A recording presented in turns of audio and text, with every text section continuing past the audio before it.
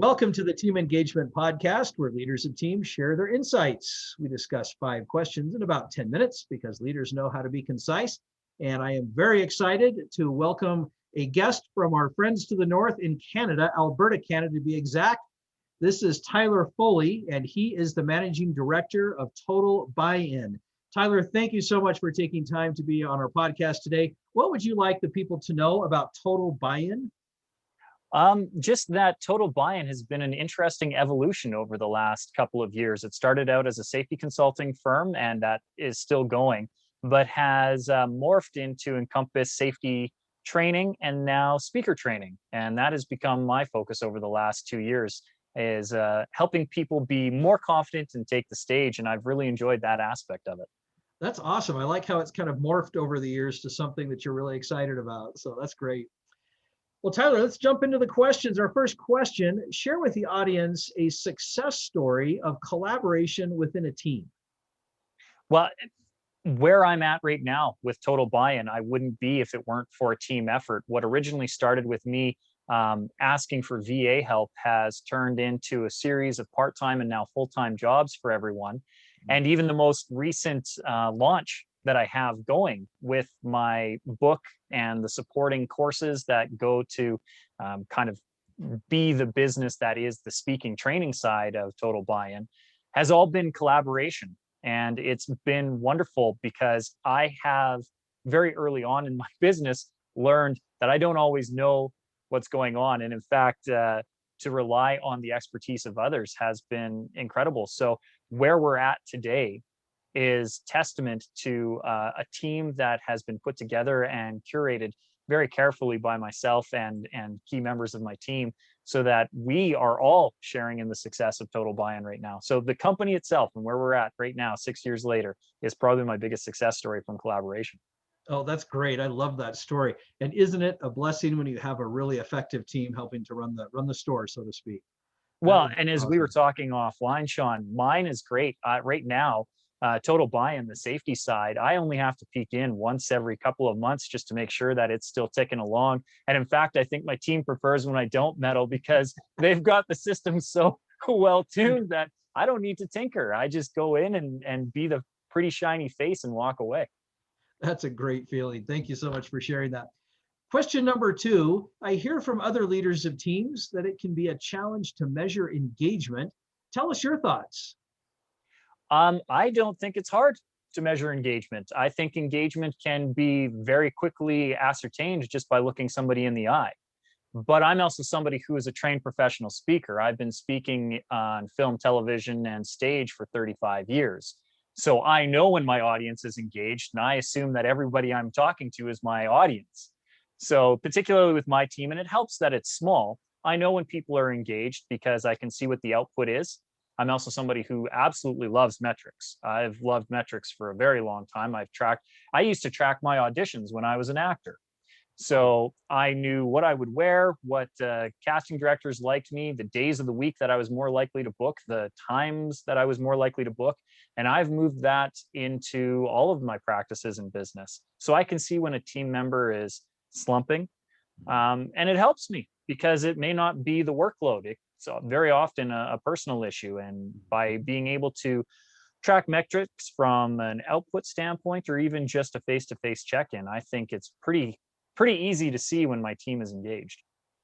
That's awesome. And I really like what you said about that observation part, about being able to really observe your people, get to know them well enough to know when they're dealing with something that may not be work related, maybe a personal issue. But great comments.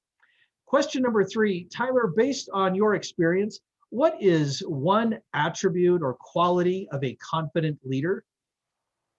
Unquestionable commitment to their vision. I think as soon as you start to waver on where you're going, that's when literally things go off the rail. If I was a train and I knew that I was going from point A to point B, I know that that track is laid. But if I start trying to re-engineer where it's going, things don't go well very rapidly. And I think you have to have an unwavering confidence in the direction that you're going, because without it, you can't swath the path that you need to lead others down. And that's true leadership, is standing in front of the troops and saying, this is the direction that we're going. and marshaling them along and giving them a reason to follow you.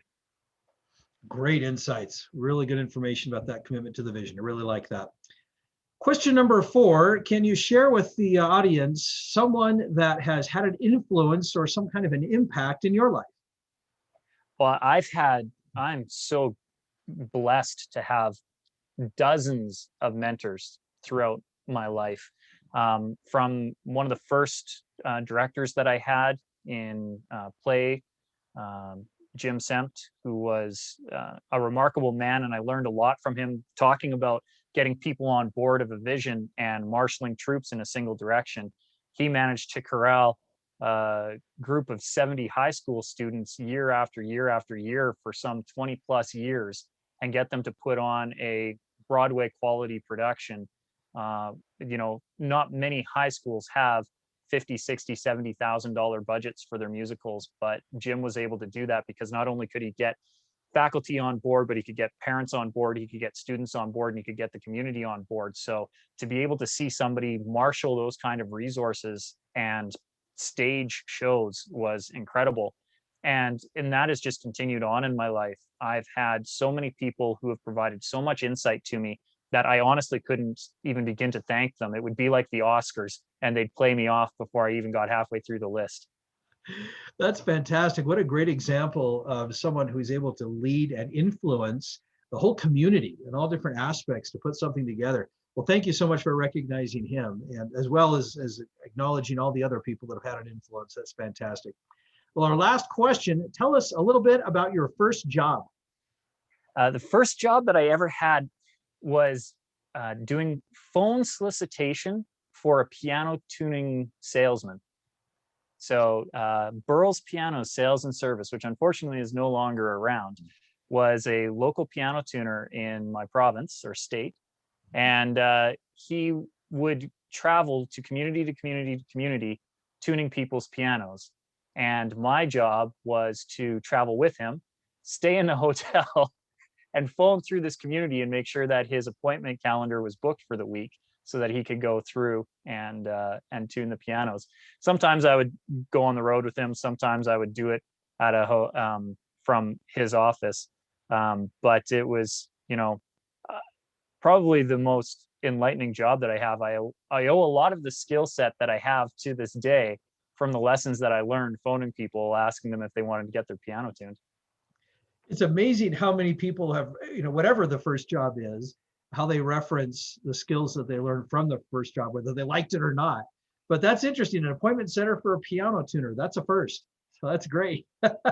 Well, Tyler, thank you so much for being on the podcast today. How can people find you? The best way to reach me, Sean, is to actually go to my website, which is SeanTylerFoley.com.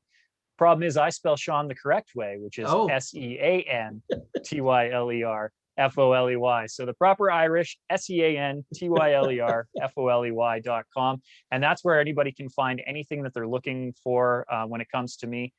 As a bonus too, for your listeners, if they go to the website, they can click on the banner that says the method, and that's a free download for them. It's an 11-page document with 5 insider secrets that I've gained over 35 years of public speaking to help them be better speakers. But before they do that, I would ask them all to hit pause on the device that they're listening to this on right now, Sean, and give you a 5-star review, because I know how hard it is for you as a podcaster to be putting this together and the effort that goes into it. So if anybody is listening to this and they got value out of either this episode or any of the other episodes that Sean has put out, please hit pause right now and give it a 5-star review. And that would be my favor that I would ask of you before you come and download the method, which is my gift to you for doing that. Well, thank you. That's very generous of you. That was unsolicited on my part, but nonetheless, that was awesome. Thank you very much.